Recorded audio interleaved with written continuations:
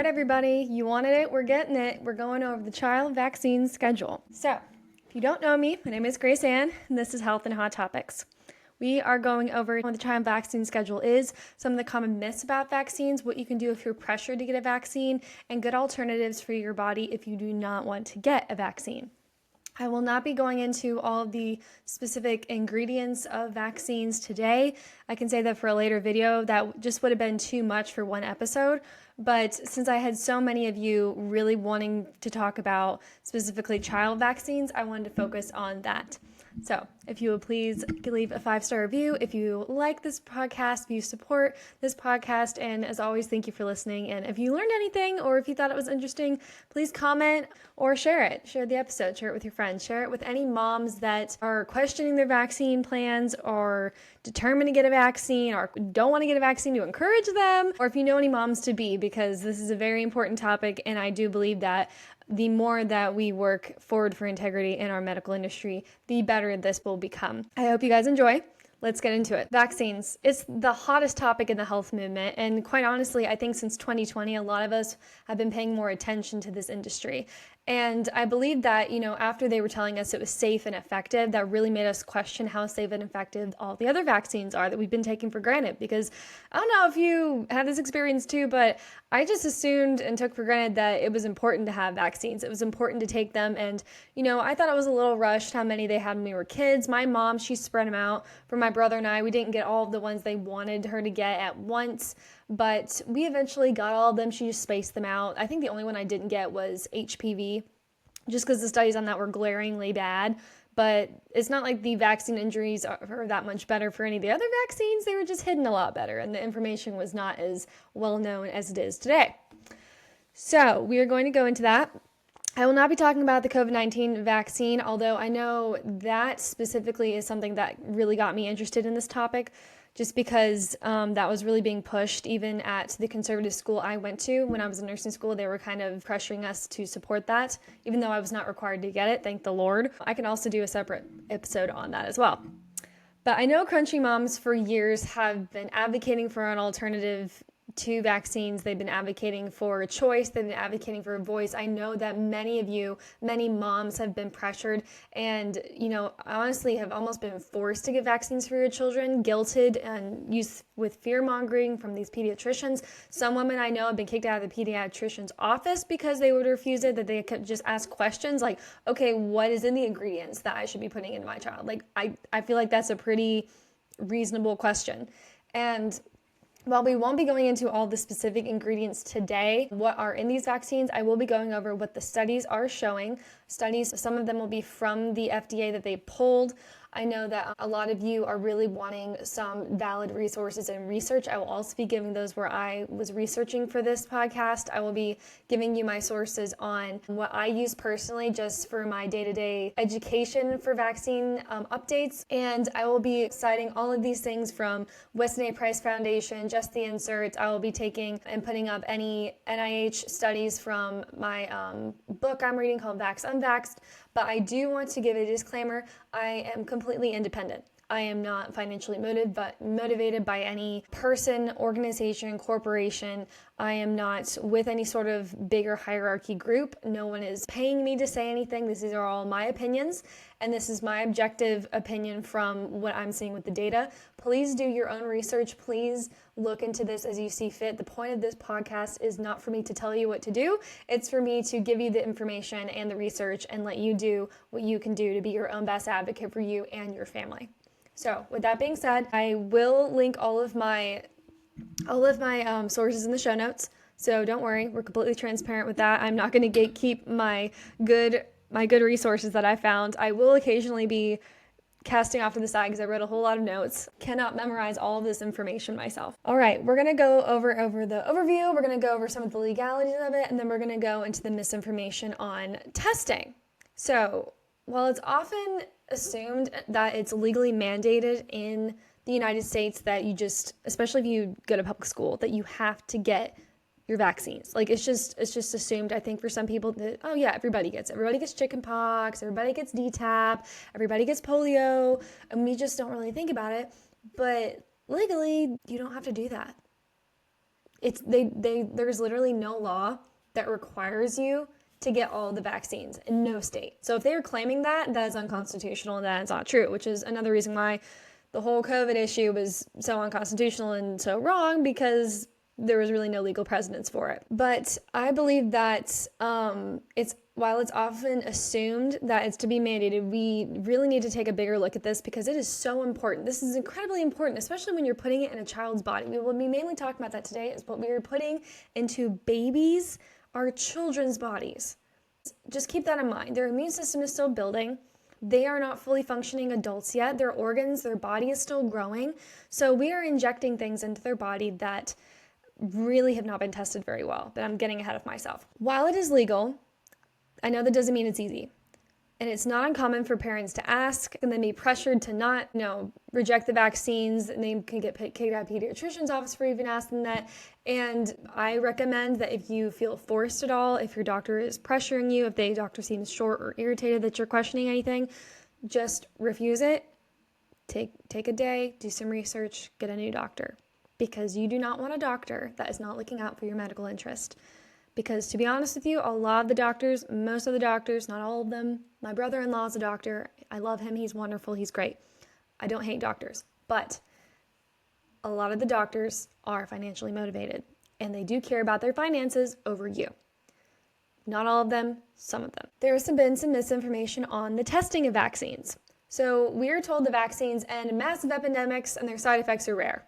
We're going to go into the epidemic thing later, but their side effects are rare.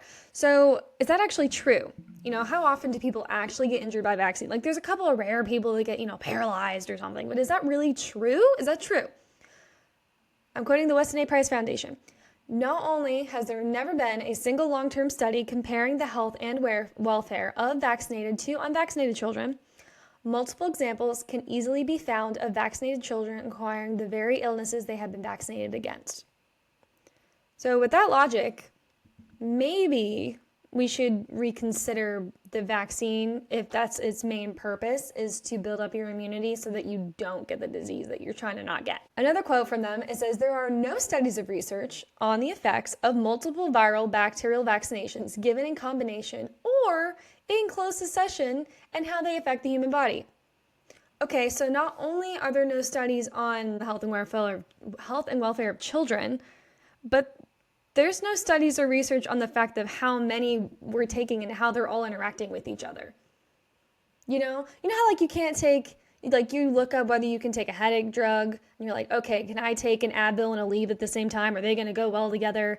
And you have to Google it because you don't want to double dose yourself up with the same drug, and you don't want them to have bad drug interactions. We learned about that in pharmacology when I was in school. Yeah, they're not doing that with vaccines. They're not testing that, but they're telling you that you should. They're pressuring you. They're fear-mongering you to do that. And going, for your kid, they're going to need DTaP, they're going to need polio, they're going to need Hep B, all within the first 6 to 8 months of life. But we haven't done any research on how that all affects. So, yeah. But trust us. It's okay. Just trust us. It'll be fine. So, related to vaccine injury, the industry is reluctant or outright denies injuries from vaccines and their prevalence and are not legally liable if someone does have a dangerous side effect. That's just great. It's kind of like the whole thing where that couple that got mad at Disney and at Disney World, and they tried to sue them, and Disney was like, oh, actually, since you bought Disney Plus at one point in your life, when you agreed the terms and conditions, it says there that you can't legally sue us. And everybody was like, what the crap? What does that have to do with anything? Why did you add that clause? Because they're just trying to save their own butts. That's what this industry is doing. This industry is like, okay, we're not going to test anything long term. We're not going to test whether or not these vaccines actually go well together. We won't be held reliable for that. So this industry is looking at you and it's saying, okay, you need to take these vaccines. You need to take them as soon as the baby's born. You need to give them a DTaP vaccine as soon as the baby's born. You need to take this comprehensive vaccine schedule as soon as the baby's born and put them all throughout their entire life because, we later found that some of them are not as good as others, so we need boosters, the logic in that. And we need you to take them, some of them at the same time as others, but we haven't tested for it. We haven't done any long-term studies, but you should do it. Oh, and if something goes wrong, you can't sue us. Okay, you ready to get your vaccine? You ready to do it? Yeah? Yeah, the logic in that. If you spell it out, does that make any sense to you? Why would anybody that logically thinks about this would want to do that? What kind of fair contract is that? Especially if it's your brand new baby. Don't come across a mom with her new baby. I'm not a parent yet, but I'm a woman, and I understand a tiny bit of what it feels like to be a mama bear, even though I am not a mother. I understand biologically the idea of it, but I know for sure that any mother that loves her child, that cares at least a little bit about her child, would go, yeah, red flag. I don't know about that. Now, just as a disclaimer, I'm not saying you don't love your children if you get vaccinations. That's not what I'm saying. But what I'm saying is, with the information that we know, using that logic, maybe it would raise some red flags. That's all I'm saying. I am vaccinated for a lot of things. I'm not saying my mother doesn't love me. just precursor. The polio vaccine is an example of a negative long-term injury. Used in the 1950s, 1960s, they later found to have monkey virus contaminated in it. So I believe they have removed that now, but it was originally in the original virus from the 1950s and 1960s. And when they found it in 1960, they were like, oh, hey, this is in the vaccine. We should probably pull this. The FDA and the government both knew that. It took them 3 years to pull it off the market. 3 years. So 3 years of children being vaccinated with this monkey virus that they knew perfectly well was happening. They didn't withdraw it. And of course, since they didn't do any long-term studies, they have no idea what this could have done to them. But guess what? Some people did do studies, and they found that SV40, which is the monkeypox virus, has been found connected to bone, lung, and brain cancer of impacted or diseased adults. So it may be if we had thought about that and gone, wait a minute, maybe instead of injecting all these people, we should do some long-term studies. Maybe this might not would have happened. Just a thought. A good important note to make is that even Dr. Jonas Salk, who developed the first polio vaccine, admitted under oath that most cases of polio in the United States since 1961 were actually caused by the vaccine. Straight from the horse's mouth. This guy developed the first polio vaccine and admitted that most cases of polio since the 60s have been caused by the vaccine. So my question is, why is it even still in the market? Why is this even still being promoted? So if we have a history of long-term effects of these vaccines, knowing there's something wrong, why is there extremely limited research done on long-term effects for others? So if we go look at this and go, hey, we were wrong about this. People potentially died of this monkey virus box because there were dead bodies that were seen to have this in it. We didn't even study for it, but this was positively correlated with monkeypox. And we actually know that our polio rates went up after we manned the vaccine, even when we took the monkeypox thing out of it. So there still was a problem. Why are we not looking at any of our other vaccinations on the market going, maybe we should stop. Maybe we should do some testing. But no, because that doesn't line their pockets. And they don't want to admit they're wrong, especially after decades of pushing people to get these vaccines. So I really wanted to look at DPT, the DPT vaccine. This is the diphtheria, tetanus, and acellular pertussis. It's also known as DTaP when you become an adult. So they change it a little bit later. But this is given to children as young as 2 months old. And then again in dosages at 4 months, 6 months, and then again at like about 15 to 18 months, and then again at 4 to 6 years. And they kind of like tweak this, and you just take it more and more and more as you get older. Dr. Scheinbrenner was tracking a baby monitor, and she was trying to study the progression of SIDS, which is sudden infant death syndrome. Widely understood SIDS there is not a specific etiology of SIDS. It's kind of like cancer. People are trying to figure out ways and connections that can cause it. So there's like, oh, we know these things can cause cancer. We don't have a specific cure. They know certain things that might cause SIDS, but there's not a cure for SIDS because people don't really know. But it is important to note that she was looking to prevent SIDS. This is not even for any vaccination-related thing. She was using a baby monitor, which monitored the stress breathing or cessation of breathing. So she basically was able to tell whether their breathing quickened, whether it was getting more dramatic, or if it just stopped entirely. She found that vaccinated babies who were vaccinated for DPT had increased stress than not. And the flare-ups in those babies vaccinated were on day 2 or day 5, or they had delayed reactions on the 15 or 16 day, or on the 20 to 25th day, if they recovered, or if they died from SIDS. So basically what all that means, I feel like it's a poorly structured sentence. Basically, the babies that had stressful breathing or eventually stopped breathing were all vaccinated for DPT and all had the stress-related breathing on those same days. So they were all connected. This wasn't a fluke thing. She wasn't even studying for the DPT vaccine. She just found this correlation. So this shows, again, the injury and death can come days or weeks after injection. Something, again, the CDC is not testing for. So again, even if this is something that parents want to risk, it should be argued that they deserve to have a full transparency of data and of the risks involved. I believe that, truth fears no investigation. That my mother used to say that all the time. If you have a medical industry that is legitimately interested in promoting health for its patients, then why are they not pulling these off of the market? Why are they not doing long-term studies? Why are they not advertising when, hey, this was found to have a positive correlation with SIDS? I didn't know that till I started doing research for this episode. I didn't know that. The CDC will claim it does test, but the reporting system for adverse effects is entirely voluntary. If you ask the CDC, if you just walked up to the CDC and said, hey, why don't you test? They go, oh, we do. And technically on paper they do. But again, the reporting system for it, the way they go through it, is completely voluntary and on the honor system. So we're going to take these people at their word, even though they're making millions off of these vaccines, that they are telling us the complete truth, that all these vaccines are safe and effective, and the adverse effects really aren't that bad. They're all super rare. It's completely safe and effective. Just take your vaccine. It's fine. Don't even think about it. Oh, and if you question it, we're gonna get mad at you and call you a bigot and you're a grandma killer and you don't care about your children. David Kessler, the former head of the FDA, claims that 90 to 99% of incidences, bad incidences related to vaccines, are never reported.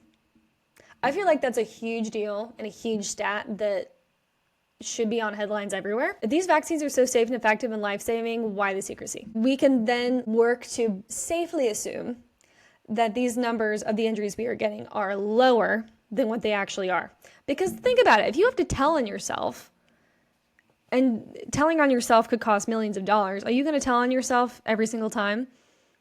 Are you going to tell on yourself when it gets headlines and people quit doing it and people break their trust in you because they're like, oh, wait, this vaccine wasn't really safe and they were pushing for it. Maybe I won't get another one. So it could cost you millions later. Why would you tell on yourself? Why would you do that? They're financially motivated to not tell on themselves. But it's on the honor system. We can trust them, right, guys? Yeah, we totally trust that. I trust that for my children. For sure. Okay, if I get the editing to work, you should be seeing the child and adolescent immunization schedule by the CDC. This is on the CDC website. If not, I'm going to link all of this with everything else in the show notes. But basically, what we are looking at is there is a range of recommended ages for all children. There's a range of recommended ages for catch-up. It's all divided up. They have a top bar that just says like birth, 1 month, 2 months, 4 months, 6 months, 9 months, 12 months, 15 months. And on the left is all of the vaccines. You can go on here and you can see which ones they recommend you take, how many doses you take. I think this is fascinating how many we have now compared to what we started with. Because just 30 years ago, we had around 4-ish vaccines for children. And now a fully vaccinated child today, like if you followed all of the things and did everything to the T and was the perfect little patient for the CDC, you would have up to 50. That's a lot. That's a lot more than 4. I'm just saying, that's a lot more than 4. And by the way, again, I would like to reiterate that this is all of vaccines that are not been tested on their causation or correlation with each other. There have not been any long-term studies on these at all. And if they have been, they've been removed from the NIH website or the FDA data. I highly recommend Vax Unvaxxed by Robert F. Kennedy Jr. and Dr. Hooker. It has been one of my favorite books and one of the most eye-opening things I've ever read. And it's literally them going, yeah, we hate the FDA because they are not telling us the truth on vaccines, and here's all the receipts. It's literally a book of receipts, and I love it. They have a ton of graphs, and they have a ton of data. They show you how the research was done. And again, I really wanted to go into that, but it would have been too much with everything I wanted to talk about today, so I think I'm going to have to make more episodes on this if you guys like these. But I highly recommend that book. It's called Vaxxed Unvaxxed. I will link that in my show notes as well. I'm not getting paid by anybody to say that. This is literally just a book I found that was recommended to me. So, which is another reason, sidebar, why I'm really excited for Bobby Kennedy to be heading up the Department of Health and Human Services, because he knows what's up. He absolutely knows what's up. All right. So anyway, birth to 15 months, they have vaccinations. They want you to get RSV, which is a common virus in babies, hepatitis B, which we're going to cover in just a second, rotavirus, diphtheria, tetanus, and acellular pertussis, which is what we just talked about, Hib, PCV, pneumococcal, which is basically like pneumonia-ish virus, inactivated polio, COVID. At 6 months, they want you to take the COVID vaccine, which is terrifying to me. Influenza, which, by the way, I have actually never gotten the influenza vaccine. I've never gotten influenza. And fun fact, I've never gotten the flu in my entire life. Almost everybody I know has gotten the flu. I've never gotten the flu my entire life, ever. It's kind of awesome. It's a weird flex of mine, but occasionally comes up and I'm like, oh yeah, I never had the flu. And then they go, oh, did you have the virus? Did you have the shot? I'm like, no, I didn't. Because to be honest with you, and again, I can do another episode on this, but the flu vaccine, they will tell you, they guess which strands are going to be the most popular that year and then develop a bunch of different vials based on that, based off of them guessing. It's like predicting the weather. And some of them are the right strands and some of them aren't. And you just hope that whatever you took helps for that year's strand. And then the next year, they're all different. So it's not even a surety. It's not even like the same thing. It's kind of like COVID, where they have it coming up with different vaccines now for COVID because there's different strands of COVID because that's just how viruses work. It's not even like this is the flu virus and this is the one shot for the flu. No, that changes constantly.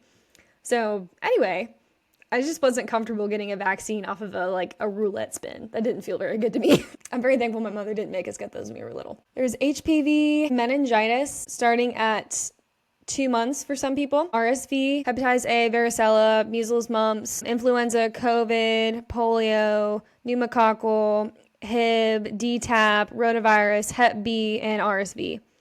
They are saying all within your first birth to 15 months at varying stages, which is a lot if you think about that. That's for a child that's still learning how to use their body, learning about their immune system, all that fun stuff.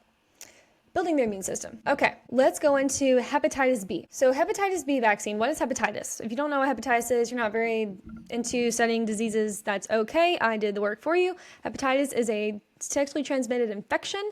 It is not a disease, but it is a sexually transmitted infection. It is passed through blood or body fluids.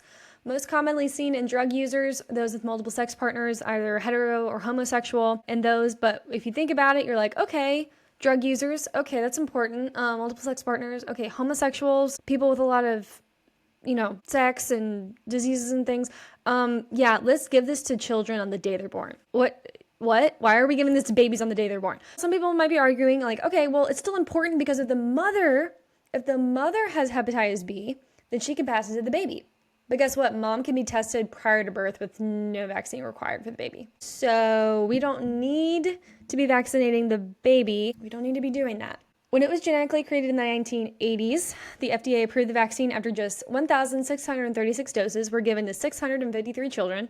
So not even 1,000 children, like 653 children were given over 1,600 doses. They were monitored, get this, 5 days. 5 days after their dose. The FDA is just really like, we don't want to wait around to see if anything happens. We're just going to pump these kids with these viruses and hope for the best and hope that in a couple days we'll be like, oh, it's fine. But wait, it gets better. It gets way better. So Merck & Co., who developed the vaccine, they were questioned on the safety for the newborns since they instructed given on the first day of life. I feel like that's a fair question if you're like, okay, why are we giving this to children on the day they're born? That's pretty drastic. The organization replied, and I quote, "We have none. Our studies were done on 5 to 10-year-olds. So not only did we not even test 1,000 people, we tested 653 children, which is a very small number in data medical research terms. 653 children with 1,636 doses. They were monitored for 5 days, and they weren't even babies. They were 5 to 10-year-olds. And then they were like, okay, this worked in the 5 to 10-year-olds. Let's give this to babies that have been born less than 24 hours. We're not going to test it on babies. We're not even going to test if it correlates well with other vaccines. But we're going to give this to babies on the first day they're born. We think that's safe. We think that's a good idea. And they also later admitted that they have no data available for simultaneous administration of the recombinant HB with other vaccines. So they admitted too that they have no data of how it correlates with other vaccines. So they're like, yeah, we've only tested it on a totally different population sector. We only tested them for 5 days, so not even a full week. And yeah, we legitimately don't know how any possible side effects that it has with any other vaccines.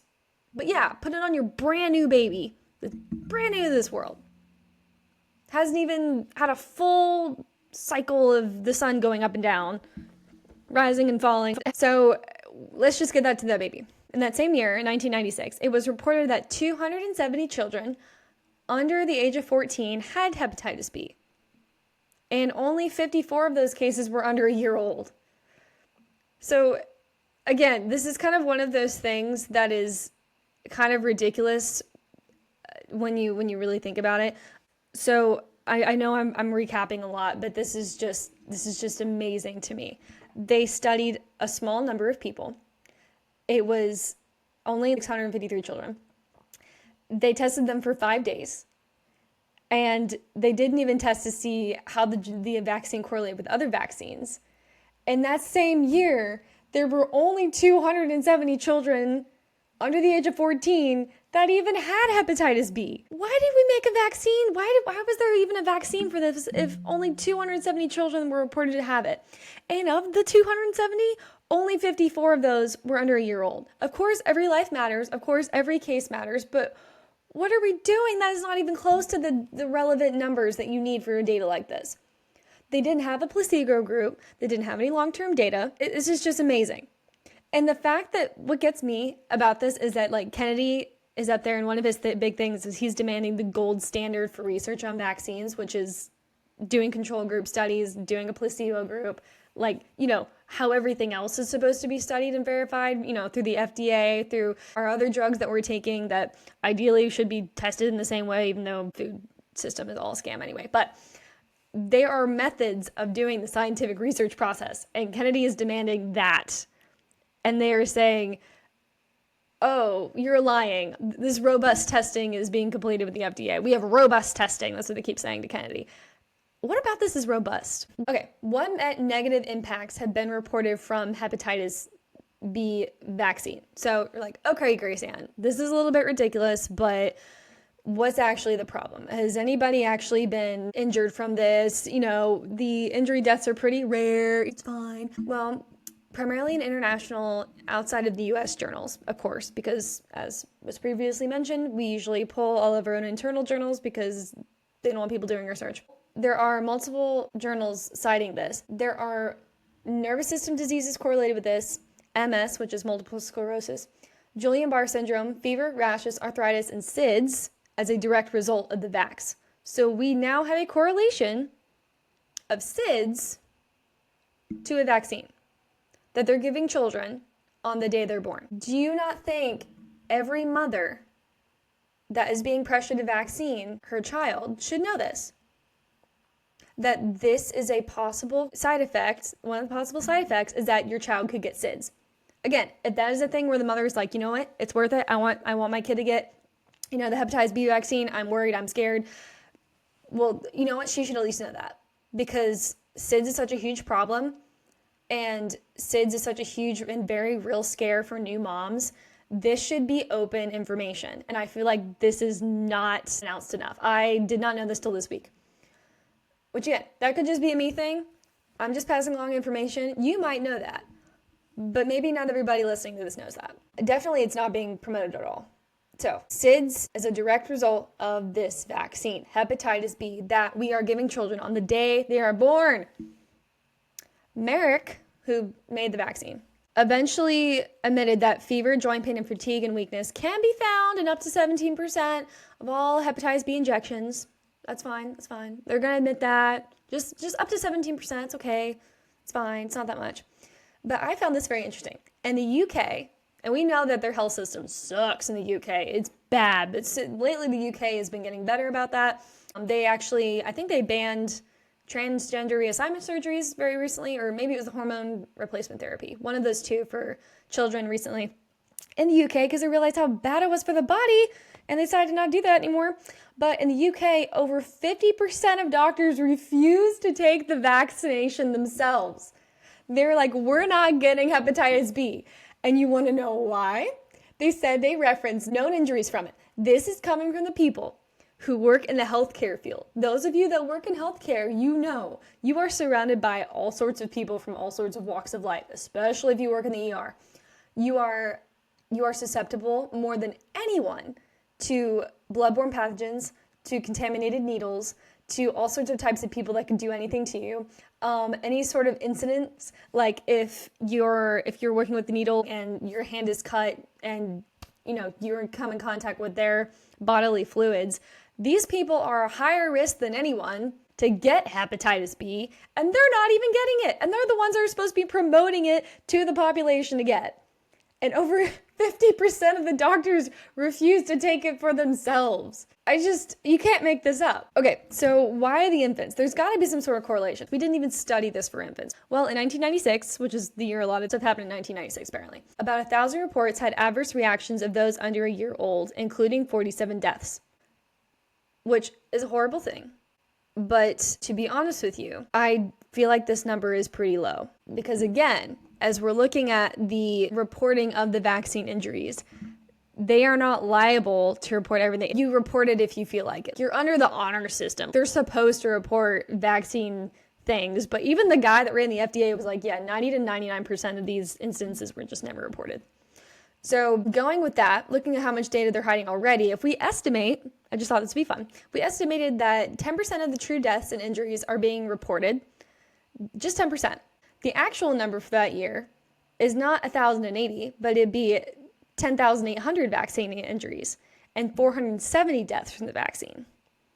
This being the same year, there were only 54 cases of it in those under a year old. So there were only 54 reported cases of people actually having hepatitis, but there's way, way, way more people, statistically speaking, that would be getting it, that would have adverse reactions from, like, even if you didn't tweak it, even if you assume that there was no estimation to make, if you took these numbers at face value and you said, oh, 1,000 reports, 1,080 technically, had adverse reactions in those under a year old, including 47 deaths. There were only 54 cases of it in those under a year old.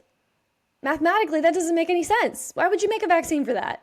The Weston A. Price Foundation noted that with this estimate of them saying that, like, okay, 10% of the true deaths are being reported, they said for every child vaccinated for hepatitis B, the vaccine kills 9 children and injures 200. So why are we still giving out? That's my big question. Why are we still producing this? It's money, obviously, but I'm just amazed. The next question is, do vaccines even work? So I know this sounds like a dumb question, but hear me out. In 1978, 30 states were surveyed and reported that more than 50% of the children who contracted measles had been vaccinated. I feel like we're just reliving all the COVID stuff all over again, where the people that got COVID were all the ones that already had the vaccine. In Sweden, in 1978, they discontinued their whooping cough vaccine after 5,140 cases of the whooping cough saw that 84% of those had been vaccinated 3 times. That's a lot of times. That's a lot of time. They were like, look, this ain't worth it. This is a sham. We just need to pull this off the market, which is what we should be doing, our FDA, if they cared anything about the American people and more than their own pockets. And in the 1990s, the Journal of American Medicine Association stated that, and I quote, although more than 95% of school-aged children in the U.S. are vaccinated against measles, large measles outbreaks continue to occur in schools, and most cases occur among previously vaccinated children. So rather than pulling the vaccines, they're going to push for boosters. So they're like, okay, we know technically that our vaccines really aren't working, but we're still going to push for that. And not only that, we're just going to say, oh, you just get it again. Just get it again. It just died out. Just get it again. I remember as a kid, I thought that was weird. I would have to show up and then you had to get your booster because it died out. I was like, what? If it's supposed to make, create immunity in my body, why does it forget that? Why does it make any sense to me? Rather than pull the vaccines, they push for boosters.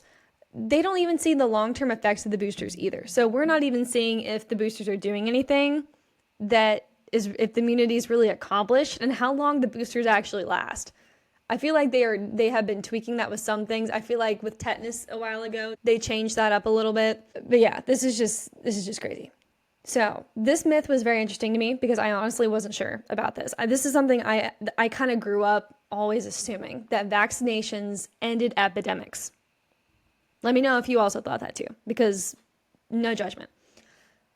The Weston A. Price Foundation, which I know I quote them a lot. I use other sources. I'm just quoting them a lot. They found that through their research of original historical data from publications and journals from the past 200 years, they found that infectious diseases declined 90% before mass vaccination was introduced. That is huge. That alone, I feel like, kind of disseminates this. But I'll keep going. If you need to be more convinced. Experts say this is not due to vaccinations, but to the mass sanitization movement that swept Europe during the 1800s. Having a public health degree, I'm actually very familiar with this part.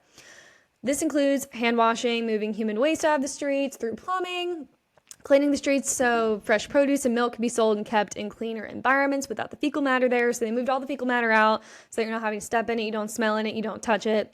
You can sell your food in the markets on the streets. If you drop your carrot, it doesn't lay in a pile of horse poo, doesn't get bacteria on it. People figured out about germs a little bit later. And another notable public health modernization in 1866, this is a huge deal. Public health, I had at least 3 tests, and I think John Snow was mentioned 3 times. In 1866, with the removal of the water pump handle by John Snow to the Broad Street well that connected to germs, fecal matter in the streets, and cholera. So he basically prevented a cholera epidemic in Europe, or in England, essentially, because he was able to do one of those little plot point maps and go, hey, all the places that have cholera are on all these houses that are surrounding this one water pump that everybody's using. And the water is getting contaminated from the fecal matter in the street. And everybody's touching the water pump handle and getting contaminated with cholera. Maybe all of these are connected. So he removed the water pump handle and cleaned up the streets, and cholera started to go down. The cases started to go down. So the CDC even reports that in 1999 that infectious diseases declined in the past century due to improvements in sanitization, water, and hygiene. So they're not even denying it, which is nice for a change. Vaccination, and I quote, vaccination against whooping cough, diphtheria, measles, and polio all occurred only at the very end of the life cycle of each epidemic, exposing the fallacy of the claim that vaccinations ended epidemics. This is from the Weston A. Price Foundation. Is there an exception to this? There is an exception to this. Smallpox. Smallpox is the exception because it actually increased in cases after vaccination was mandatory and decreased after medical professionals and angry parents ceased vaccinating for it. Oops. So if someone looks at you and goes, that's not true, vaccines, the diseases didn't all go down, before the vaccinations, that's not true. You can go, actually, I think you're right. You're right. Smallpox, that's the exception. Smallpox, that's still a huge deal because it actually increased in cases after the vaccination was mandatory, and it decreased after medical professionals were angry. And the parents were angry. I don't know how angry the medical professionals were. I believe that was in a different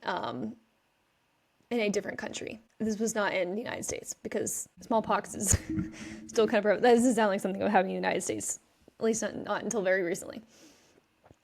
I do have a chart on here that I can hopefully add that I can show you that I got from the website I was looking at, but it is basically showing the polio rates, the diphtheria rates, the smallpox rates, and the typhoid fever rates from starting in 1950 all the way to 1964 for polio, and you were just watching this drastic decline. It just declines, it drops all the way down, and then there's a vaccine. And then there's a small little bloop where it's causes of polio caused by vaccine, and it goes up just a little bit after that. So again, vaccines are not this huge humanitarian aid that I think the CDC wants us to believe.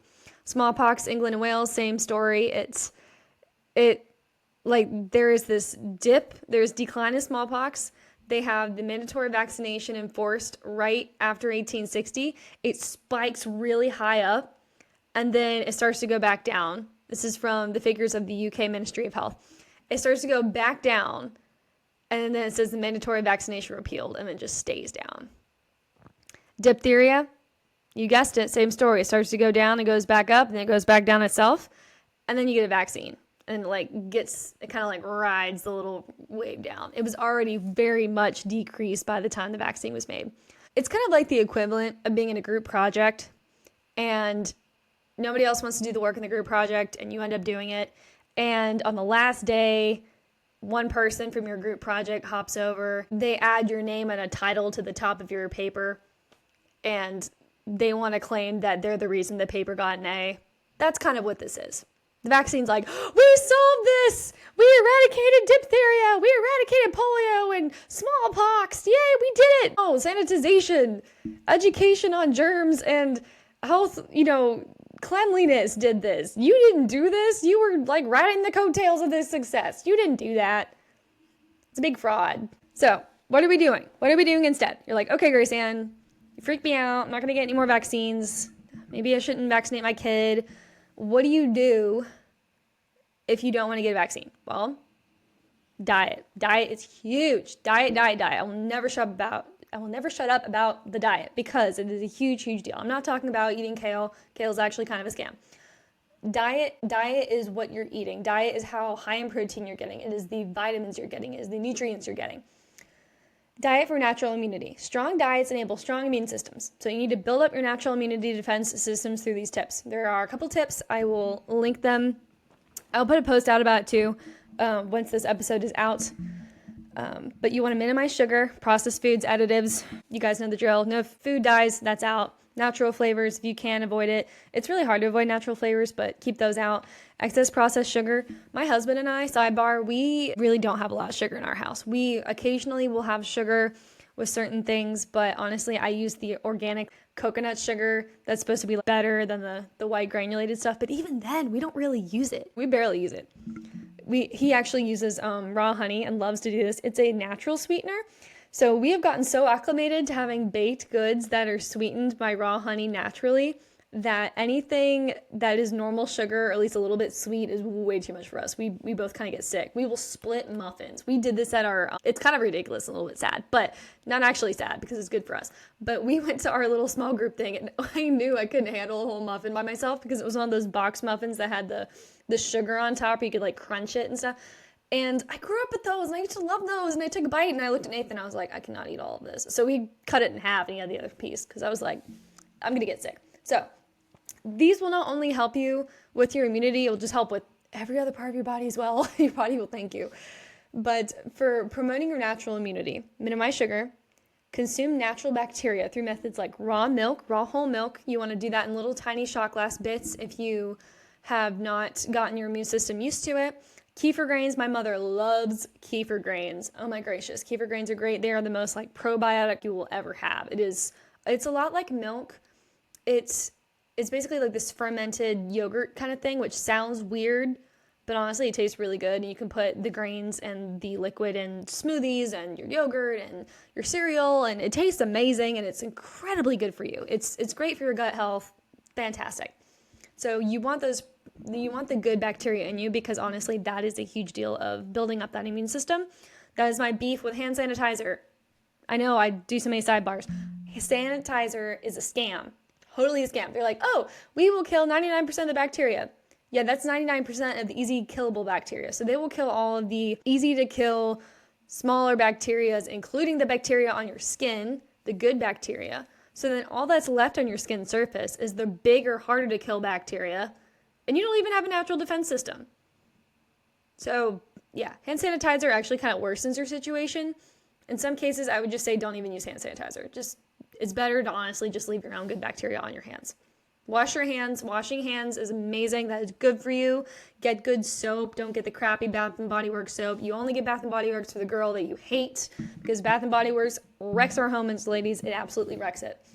I'm rabbit trailing so hard. I'm so sorry. Going down the list, vitamins A and D in cod liver oil, provide powerful protection against the disease as well. So vitamins A and D, cod liver is very good for you. Organ meats are amazing.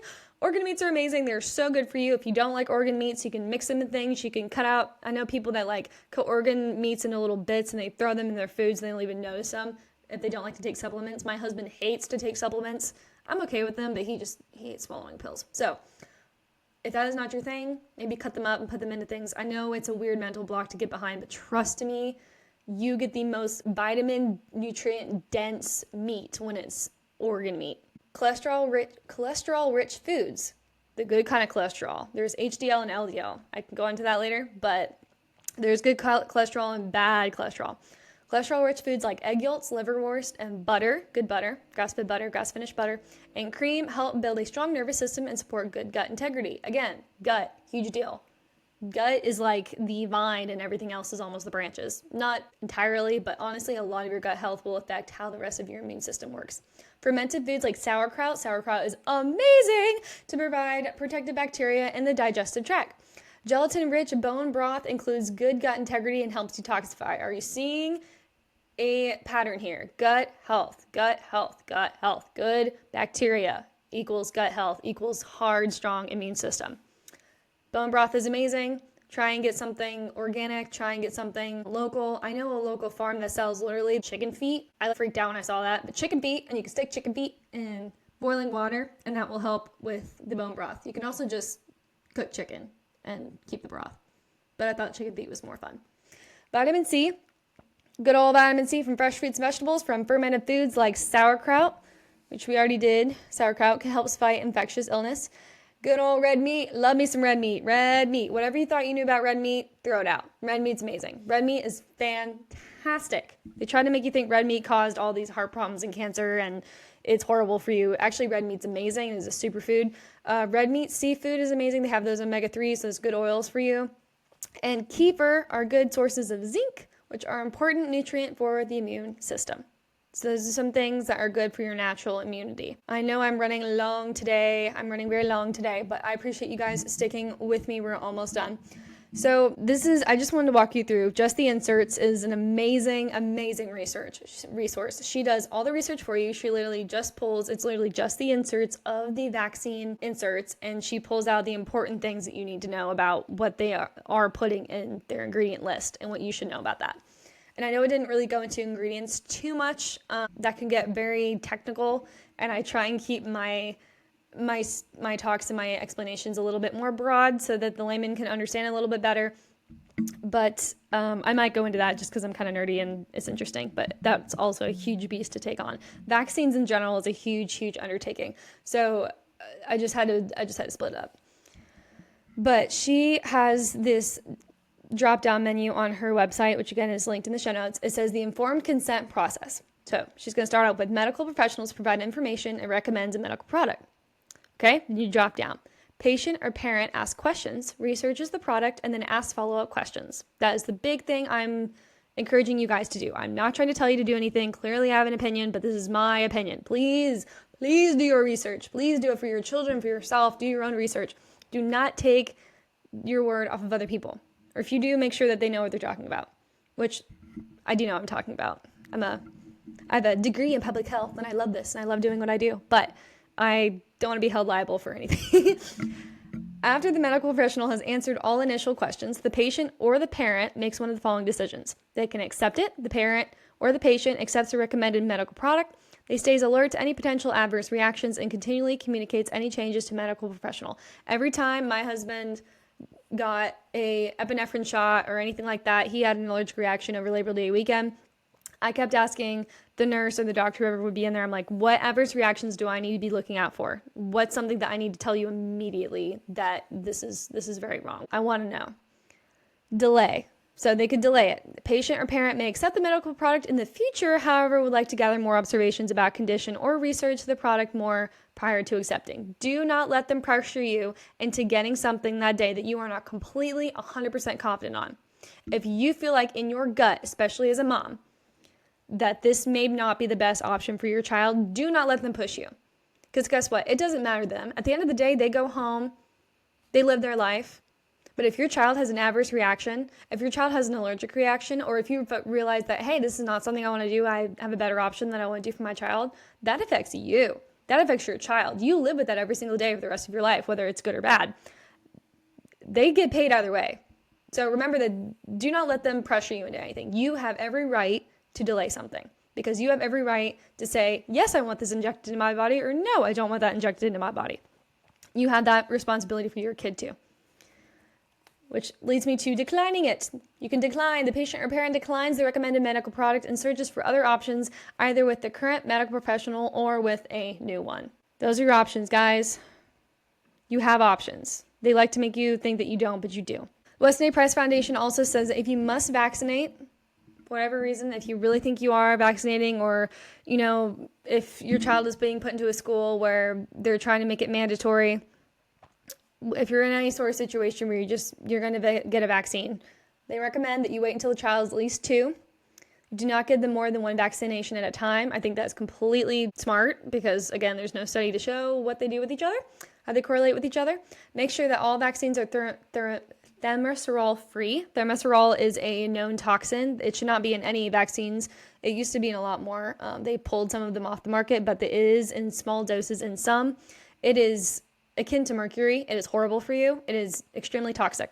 So make sure that those are pulled from the vaccines. Again, I could go into that. Too much information. It's really hard for me to be brief. I'm already at an hour at this point and talk for so much. Supplement the child with extra cod liver oil, vitamin C, and B12 before each shot. So boost their immune system. If you're going to give them something like that, make sure the immune system is ready to take it on. And then you can obtain a medical exemption if the child has had a bad reaction to a vaccination before, or if there is a personal or family history of vaccine reactions, convulsions, or neurological disorders, severe allergies, and or immune system disorders. You can obtain an exception. So if your child is going to some sort of medical program in college and they're like, hey, mom, they say I have to do this to take clinicals. You know what? If your Aunt Susan, she had a bad neurological reaction because she had the polio vaccine and it messed her up, you know what? I wouldn't want to take it either. So I'd be like, hey, I need a medical exemption. That's what I did during the COVID days. I took a religious exemption, which honestly, I don't necessarily believe that it is a sin to take a vaccine. It's just the form I filled out because I didn't want the COVID vaccine. I had to, whenever I did clinicals when I was in nursing school, I had to do them at hospitals that were okay with the fact that I was not vaccinated, but I couldn't go to certain hospitals that might have been better for me because I did not have the COVID vaccine. That's it. That's it, everybody. That is the big overview of vaccines. If you are a mom, if you are a soon-to-be mom, if you know someone that is a mother or soon-to-be mom, please share this with them. Please share the resources with them. I'm all about health transparency. I am all about equipping you to be your own best self and to be your own best advocate. And as we are a culture of label readers, we are going to read all the labels on everything that we are putting into our bodies, and that includes vaccines. So keep the powers that be accountable. Do your best what you can for your family. And remember, just doing anything is better than doing nothing. And don't feel overwhelmed. It's going to be okay. No matter what, God is on his throne. He's in control. Some of this wasn't easy for me to read, knowing that I've been vaccinated for a lot of these things. But you know what? It's okay. By the Lord's grace, I have not been negatively impacted by these, at least not to the extent that I could have been. So I'm just praying and trying to live my life the best I can. But you should too. Love you guys. Let me know what I can do for you, how I can be praying for you. And as always, have an amazing week.